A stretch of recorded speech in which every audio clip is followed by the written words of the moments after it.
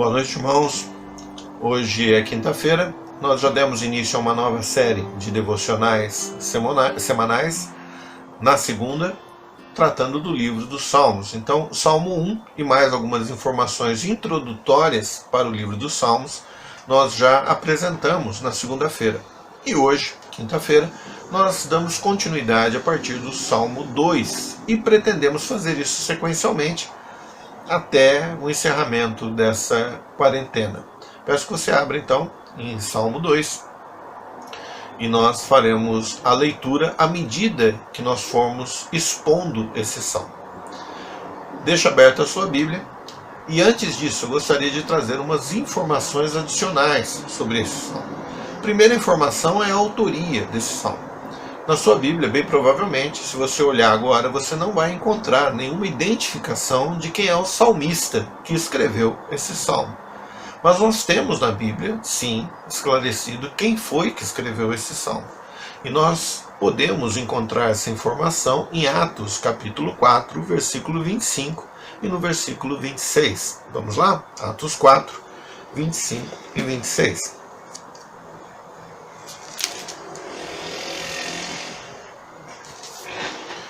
E encontramos ali, então, escrito o seguinte. Eu vou ler a partir do versículo 24. E ouvindo eles isto, unânimes, levantaram a voz a Deus e disseram: Senhor, Tu és o Deus que fizeste o céu e a terra, e o mar, e tudo o que neles há. Que disseste pela boca de Davi, teu servo: Por que bramaram os gentios e os povos pensaram coisas vãs? Levantaram-se os reis da terra, e os príncipes se ajuntaram a uma contra o Senhor e contra o seu ungido. Então, quando nós olhamos o versículo 25 e 26, nós vemos que é uma citação direta do Salmo 2. E no versículo 25, o início já nos é dito que Deus falou pela boca de Davi, servo do Senhor, aquilo que consta no Salmo 2. Então, nós sabemos que o Salmo 2 é inspirado por Deus, partiu do coração de Deus e foi escrito então pelo servo do Senhor, o rei Davi. Outra informação adicional que nós encontramos também no livro de Atos com relação a esse salmo é de que ele já era o Salmo 2 desde aquela época, ou bem provavelmente antes dessa época. Então, quando nós olhamos para Atos capítulo 13, Atos 13, versículo 33, encontramos: Como também está escrito no Salmo 2, Meu filho és tu, hoje te gerei. Ou seja, é uma citação novamente do Salmo 2, e aqui no 33 diz que ele é o Salmo 2. Então, essa é a organização, em que ponto em que esse salmo se encontrava. Ele vinha logo após do salmo de introdução, logo após o Salmo 1. Tendo dito isso, e também vendo que a identificação no capítulo 4 desse salmo, a citação desse salmo no capítulo 4, é uma referência direta ao Senhor Jesus Cristo, nós podemos afirmar que o Salmo 2 é um salmo messiânico. Ele foi utilizado pelos apóstolos como um salmo que indicava a pessoa do Senhor Jesus. Então, quando nós lemos o Salmo 2, nós não devemos pensar no reinado de Davi, mas devemos pensar muito além do reinado de Davi. Devemos pensar no reinado de Jesus Cristo. Então, quem reina no Salmo 2? Quem reina no Salmo 2 é Jesus.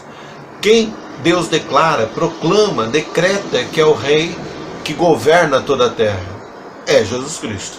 Então, ali é um salmo messiânico. Então, informações básicas: Salmo 2 é Salmo 2 e sempre teve arranjado dessa forma dentro do livro dos Salmos. O Salmo 2 foi escrito por Davi, o Salmo 2 tem um caráter messiânico e ele foi utilizado dessa forma no Novo Testamento. Tendo dito isso, nós precisamos então dividir esse salmo em 4 grandes ou 4 maiores divisões. Essas 4 divisões, vou dizer para vocês agora de que versículo é cada uma delas, mas elas se tornam muito evidentes. Basta você ler com um pouquinho de atenção e você vai ver que são 4 assuntos que se interligam, mas que têm ênfases particulares em cada uma delas dentro desse assunto maior, que é o reinado do Senhor Jesus Cristo e a rebelião das outras ou das nações, dos povos da terra. A primeira divisão vai do versículo 1 ao versículo 3, e nós encontramos ali então essas nações se ajuntando e se amotinando contra o Senhor. Depois uma segunda divisão vai do versículo 4 ao versículo 6, e é retratado, o salmista retrata Deus vendo com ironia aquilo ali. Quer dizer, como é que esses povos que foram criados por mim estão se amotinando e achando que podem ter um poder maior do que o meu? Na terceira divisão, do versículo 7 ao versículo 9, aí já é dito pelo próprio Senhor que rei na terra, que governa na terra, é Jesus. É aquele que ele nomeia, não é aquele que homens fazem com que levantem entre eles. E por último, Deus dá uma demonstração de misericórdia, convidando então aquelas nações a se submeterem ao reinado do Senhor Jesus. O que me chama a atenção nessa primeira divisão, do versículo 1 ao versículo 3, é que essas nações se acham fortes. E nós enxergamos isso no nosso dia a dia.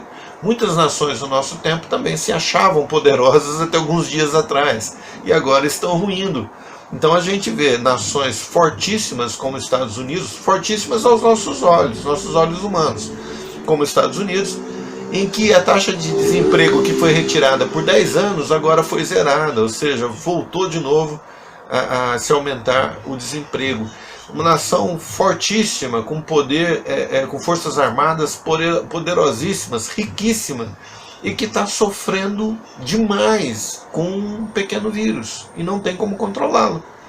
Então veja que esse vírus pode ser encerrado por Deus assim, mas nós, seres humanos, não temos poder sobre ele. E apenas com um vírus desse, nações estão sendo destruídas. A China, com todo o seu poder, não teve o que fazer. Outras nações também ao redor do mundo. Então, qualquer povo, qualquer nação, qualquer governo humano tem que enxergar que é muito, muito frágil. É um vaso de barro, é uma vasilha extremamente fraca. Mesmo assim, essas nações se juntam, acham que são poderosas, acham que dominam o mundo, acham que podem dominar o mundo e que podem desprezar a soberania de Deus. Isso não é apenas irônico para nós, mas é irônico para Deus também. E quando nós olhamos no versículo 4 ao versículo 6, nós vemos que essa supremacia de Deus é tão grande que ele olha para essas nações e dá risada, né? Porque quem eles pensam que são? Né? Quem eles acham que são? Onde eles acham que podem chegar? A gente lembra da Torre de Babel, né? Eles achavam que poderiam ser muito poderosos, e a gente sabe o que aconteceu. A gente olha para a rebelião quanto ao Senhor Jesus Cristo, terreno como Messias, e o crucificaram. Se ajuntaram contra o Filho de Deus, se ajuntaram contra o Messias. Nós sabemos que no Armagedon também várias nações se voltarão contra o governo de Deus, contra a nação de Israel. E nós olhamos para tudo isso e vemos que quantas vezes essas nações se endurecem, se ajuntam contra o Senhor. Mas o que o Senhor faz? Versículo 4 ao versículo 6, o Senhor dá risada. Porque as nações são tão fracas, tão fracas, tão fracas, que não podem fazer frente alguma ao nosso Deus. No terceiro ponto, nós encontramos o Senhor, diante dessa insistência dessas nações em quererem ser poderosas, o Senhor dizendo o seguinte: eu já proclamei, eu já decretei quem é o rei. Ele apenas ainda não assumiu o trono na terra, mas eu já decretei, já está dito quem é. E esse rei é o Senhor Jesus Cristo. A gente lembra da história de Saul e de Davi. Quando Deus ungiu Davi por meio do profeta, Davi seria o rei de Israel. Não adiantava Saul fazer mais nada. Não adiantava Saul insistir. Só não havia ainda chegado o tempo. Mas no tempo devido, programado por Deus, Davi assumiria o trono de Israel. E seria um excelente rei, porque Deus estaria com ele. Da mesma forma, Jesus ainda não chegou o tempo. Mas no tempo em que Jesus tiver de reinar aqui na terra, presencialmente, chegará. E não há o que se fazer. Então o tempo que está passando agora, na verdade é um tempo da longanimidade de Deus. Nada mais do que isso. E falando dessa longanimidade, a gente entra então no versículo 10 ao versículo 12 do Salmo, E nós encontramos, do versículo 10 ao versículo 12,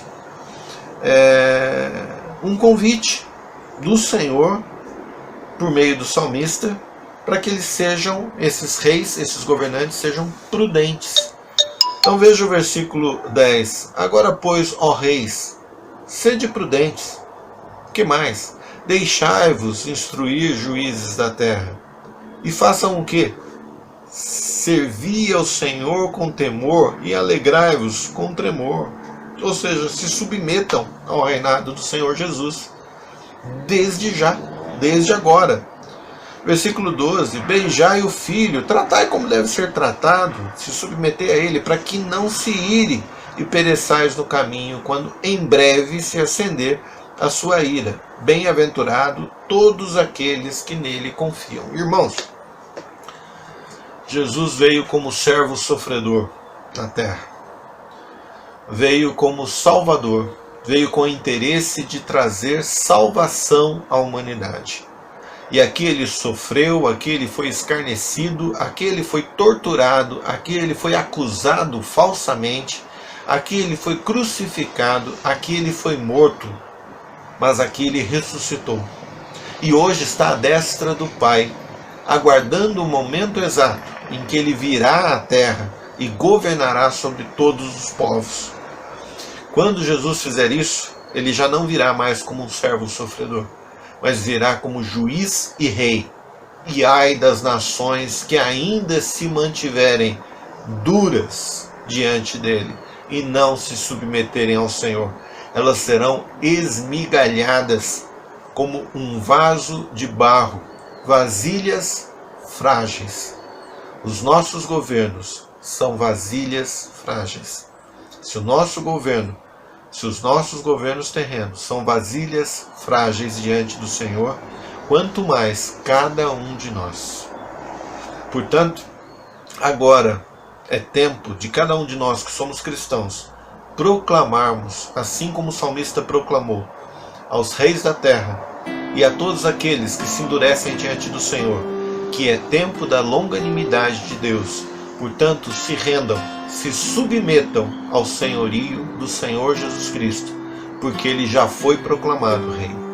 Ele já foi decretado pelo Senhor como aquele que governará sobre toda a terra.